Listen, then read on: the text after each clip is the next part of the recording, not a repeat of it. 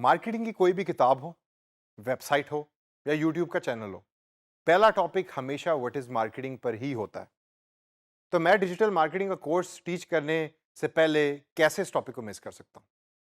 फर्क इस टॉपिक को टीच करने में मेरा ये है कि मैं हमारी रोजमर्रा की एग्जांपल्स को यूज करूंगा और बड़े ही आसान तरीके से आपको बताने की कोशिश करूंगा कि व्हाट एक्चुअली मार्केटिंग इज, कि मार्केटिंग है क्या। तो आइए सबसे पहले मैं आपको एक एग्जांपल देता हूं और इसके ऊपर आपने बड़े गौर से सोचना है। आप घर पे बैठे हैं, एकदम फोन रिंग होता है, आपने फोन पे किया, दूसरी तरफ से एक खातून बात कर रही हैं जिनका नाम है साइमा। साइमा ने कहा कि जी मैं एक इंश्योरेंस कंपनी से मेरा ताल्लुक है और आज अगर आप ये पैकेज साइन अप करवाएंगे तो हम आपको 20% डिस्काउंट देंगे, आपको भी और आपकी फैमिली को भी। तो सवाल मेरा आपसे दोस्तों ये है कि क्या साइमा मार्केटिंग की जॉब कर रही है? दूसरी एग्जांपल और बड़ी इंटरेस्टिंग।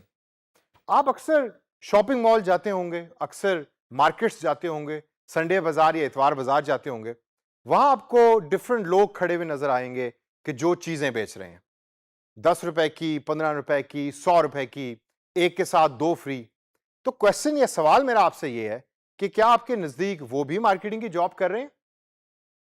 अगर इन दोनों सवालों का आंसर आपके नजदीक यस है तो यू आर 100% राइट।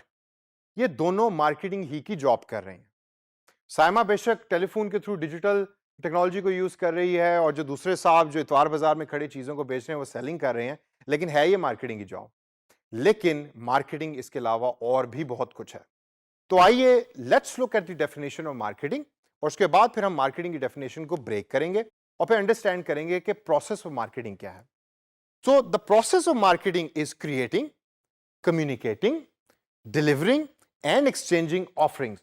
क्रिएटिंग मतलब बनाना, कम्युनिकेटिंग मतलब बताना, डिलीवरिंग मतलब उस चीज को एक जगह से दूसरी जगह तक पहुंचाना, और एक्सचेंजिंग का मतलब तो आप सारे जानते ही हैं कि एक चीज के बदले दूसरी चीज को लेना।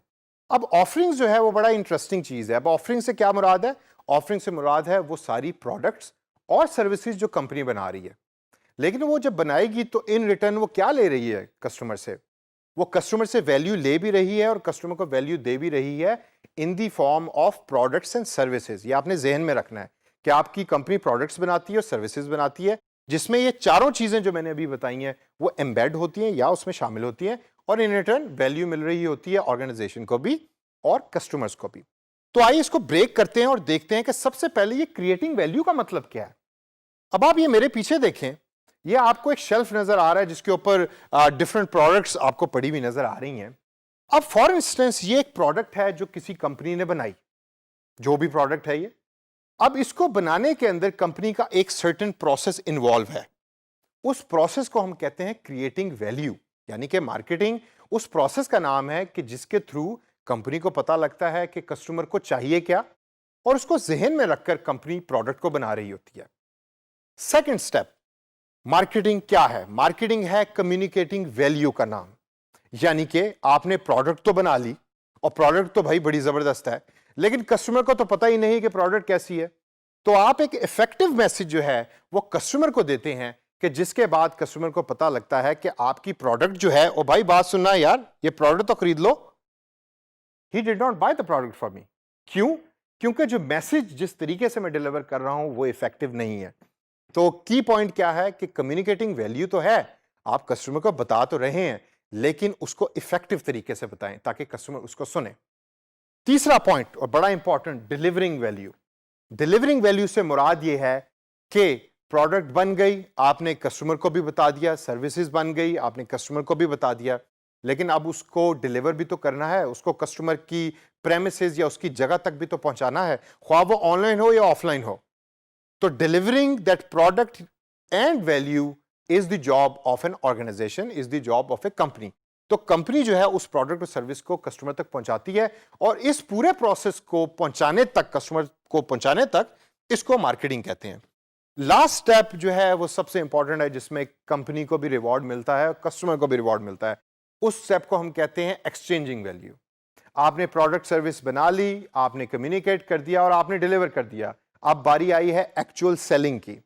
आपने एक चीज जो आपने बनाई है वो कस्टमर को दी और कस्टमर से आपने पैसे पकड़े और आपको फाइनेंशियल रिसोर्सेज की वैल्यू मिल गई और कस्टमर को प्रोडक्ट मिल गया। Last but not the least, जो सबसे इंपॉर्टेंट बात मार्केटिंग के अंदर हम अक्सर मिस कर जाते हैं कि बिजनेस का only purpose is not to earn money. ये बड़ा इंपॉर्टेंट है। आपने प्रोडक्ट बेच के पैसे तो कमा लिए, लेकिन क्या कस्टमर उस प्रोडक्ट से खुश भी है? और अगर कस्टमर खुश है तो वो फिर आपको 5 स्टार्स देगा, और जब वो आपको 5 स्टार्स देगा तो फिर आपका एम्बेसडर भी बनेगा। एम्बेसडर बनेगा तो फिर वो दूसरे लोगों को भी बताएगा कि भाई इस कंपनी की प्रोडक्ट खरीदो, वो सबसे अच्छी है। और जब वो बताएगा तो फिर ऑटोमेटिकली आपके नंबर ऑफ कस्टमर्स इंक्रीज करेंगे।